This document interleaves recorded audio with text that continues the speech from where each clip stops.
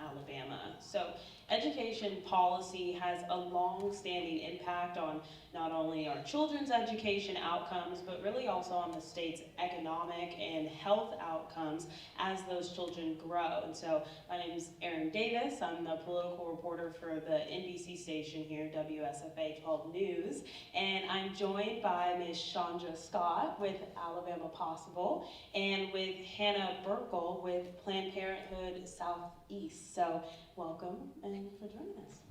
Alabama Possible this year turned 30 years old. We're a statewide nonprofit headquartered in Birmingham. Our work is centered around removing barriers to prosperity. We do that work through education, advocacy, and collaboration.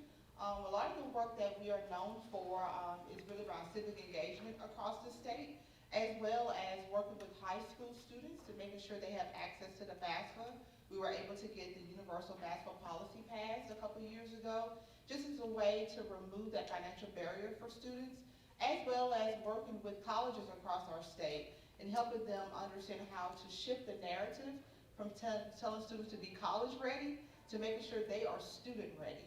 And so that is a lot of the work that we lead across the state. And I'm really excited to be with you all here today. Planned Parenthood Southeast is an affiliate of the Planned Parenthood Federation, like the national branch. Our Southeast covers Alabama, Georgia, and Mississippi specifically. And as an organization, Planned Parenthood operates both as a medical facility. We fight for reproductive health care, as well as a political advocacy group fighting for reproductive health rights. And my team, the education team, kind of lives right in between that. And the work that we do is specifically focused on bringing reproductive health and sex education to Alabama.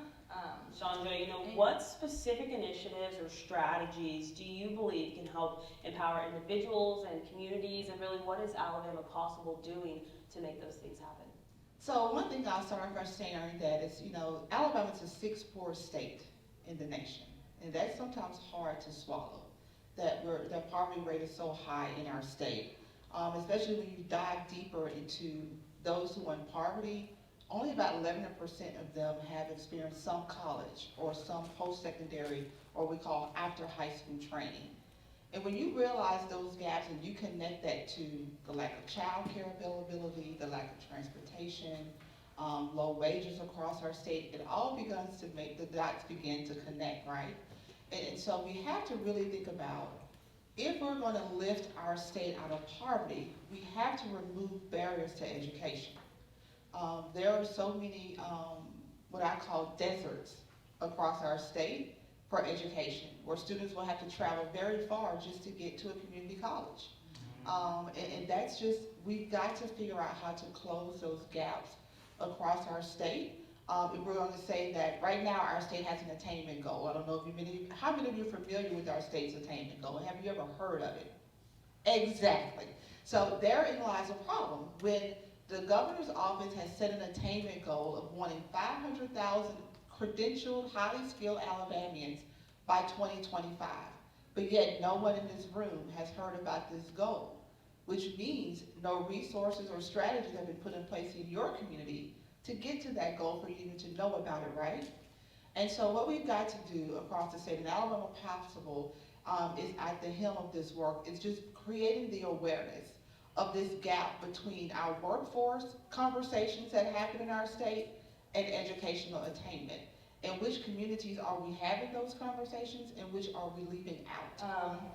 Overall, only about a third of Alabama secondary schools even report teaching students critical sexual health education topics, and that's 9th through 12th grade. So we're looking at only about a third of students across the entire state are even getting any sort of education around sex or reproductive health.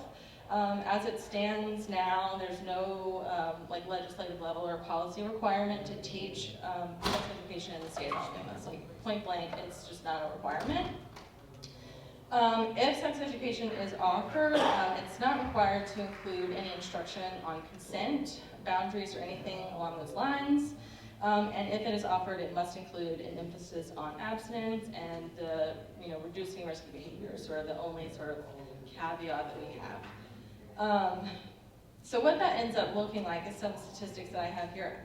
we talked about how Alabama is the 6th poorest state. We're also the 6th in the country of the highest rates of new STI cases. In the whole country, we are number 6. And when we kind of dive into that statistic a little bit further, we're also looking at nearly a third, at 29% of new cases being ages 15 to 19, and then at just over a third, at 36% of new cases being between 20 and 24. So between the ages of 15 and 24, we're looking at nearly 2/3 of all STI cases in the state. So it's really kind of clear by those statistics that we are missing the mark with this kind of education with our youth. Like, our youth are just not getting what they need in that realm. And that is something that can be changed at a legislative level. Like, if we had any sort of requirement for sex education or any sort of guidelines, that is something that can be helped. And so what are some things you're seeing in other states that you both are worried that will, make its way to Alabama? Well, there is one that I am personally very concerned about. Alabama Possible has been entrusted to lead the nation's first network for Alabama's 8 historically Black and predominantly Black community colleges. Believe it or not, they didn't already have a network, so that just shocked me alone. So now we're joining with other states to create that network for them. But now you have policies that are coming from state to state that we're noticing that if curriculum or any documents on a campus or an organization like ours has the word diversity, equity, or inclusion in it, you're losing funding. And so our concern is, I have a peer, this is a very true story. She's me in Florida. And her documents, like mine, have diversity, equity, inclusion, and belonging everywhere in them. In her grant writing, in her mission statement, any document you pull from her organization, it has those words. She is now losing all of her funding that's been from the state because of the state took all of her documents, had a team to read all of her documents. I couldn't believe it. They literally sat there and highlighted every time the word showed up to prove, and they took her funding. So if that is happening in a neighboring state, it's not far-fetched to think that it won't happen in Alabama.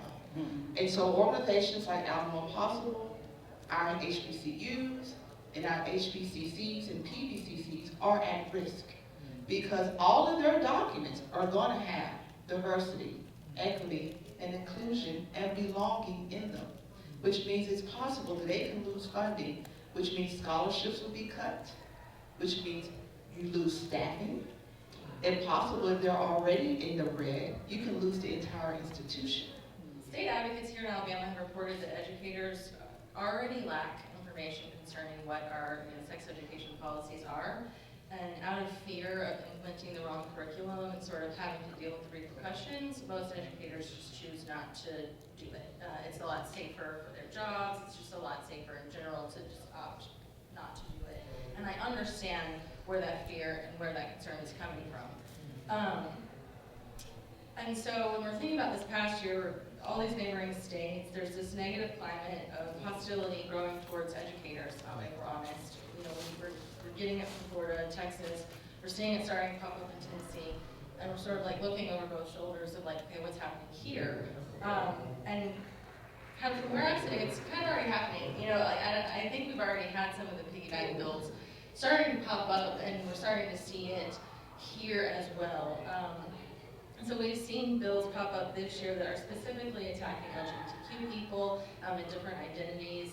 From where I'm sitting, there's no possible way to have a holistic sense of sex and reproductive health care and reproductive information given to youth without speaking on sexuality and gender. Like that, those are inseparable topics. But at the same time, some things I wanted to highlight.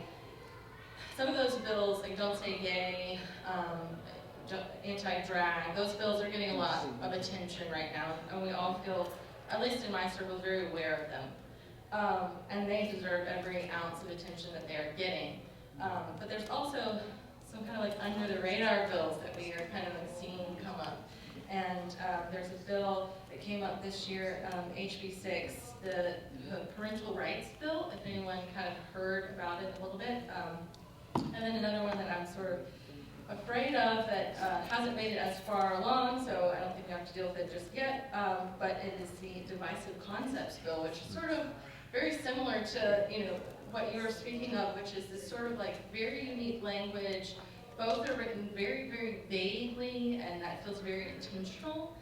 And I do want to see some of those bills getting a little bit more attention. So just to speak, if I have time, just a little bit